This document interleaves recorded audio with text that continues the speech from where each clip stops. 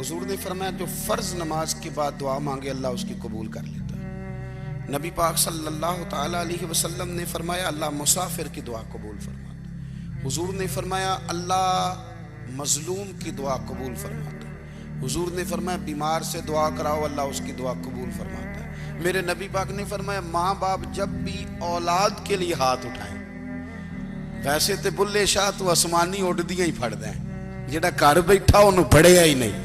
حضور فرمانے لگے ماں باپ جب بھی اولاد کے لیے دعا فرمائیں اللہ ان کی دعا کو قبول کرتا ہے۔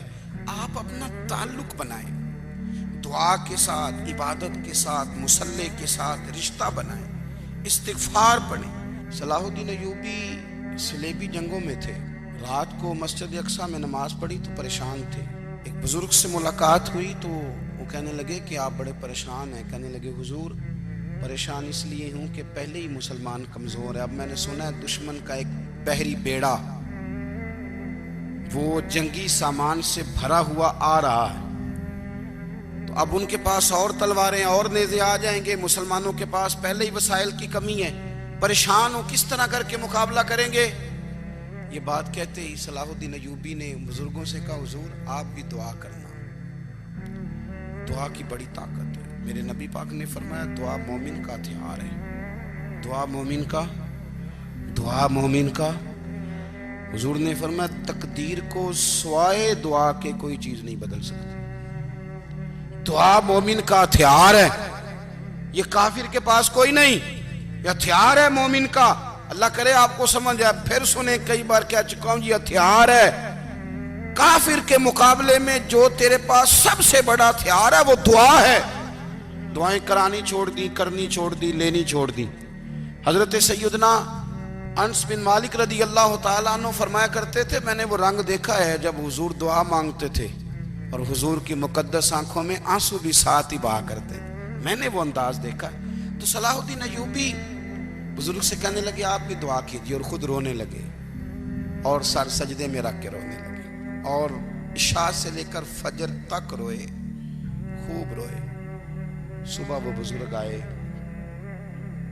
تو صلاح الدین ایوبی کا خوبصورت اور ہنستا ہوا چہرہ دیکھا، کہنے لگے آپ بڑے خوش ہیں، رات تو میں نے بڑے روتے ہوئے دیکھا تھا۔ تو کہنے لگے حضور وہ جو بحری بیڑا آ رہا تھا نا وہ پانی میں ڈوب گیا ہے، اب وہ نہیں آ رہا، ابھی خبر آئی ہے تو میں بڑا خوش ہوں۔ بزرگ کہنے لگے اٹھ سینے سے لگ، اور سن ایک بات، وہ بحری بیڑا پانی میں نہیں ڈوبا، وہ تیرے آنسوؤں میں ڈوب گیا ہے۔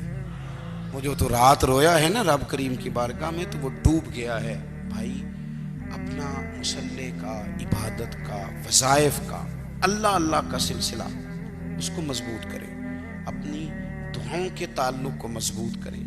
دعائیں بڑے انقلاب برپا کر دیتی ہیں۔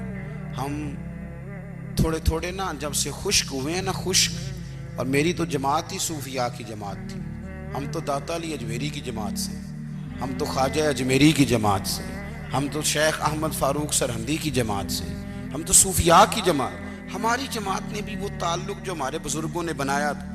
بزرگ اللہ کے قریب کیسے جاتا ہے؟ تو ہمارے یہاں نا بہت سارے لوگ کہتے ہیں جی نظر ہو گئی تو کام ہو گیا۔ بھئی جو بخاری مسلم میں طریقہ ہے نا اللہ کا قرب پانے کا وہ تو نفل ہے۔ نبی کریم علیہ السلام نے فرمایا بندہ نفلوں کے ذریعے رب کے قریب جاتا ہے، اور اتنا قریب جاتا ہے کہ پھر اللہ اس کی زبان بن جاتا ہے، اللہ اس کی آنکھیں بن جاتا ہے، کان بن جاتا ہے، ہاتھ اور پیر بن جاتا ہے۔ تو یہ تو عبادت ہے، یہ تو اللہ کی بارگاہ کی حاضری ہے جو آپ کو اللہ کے قریب کرے گی۔ تو نماز کو اہمیت دے کے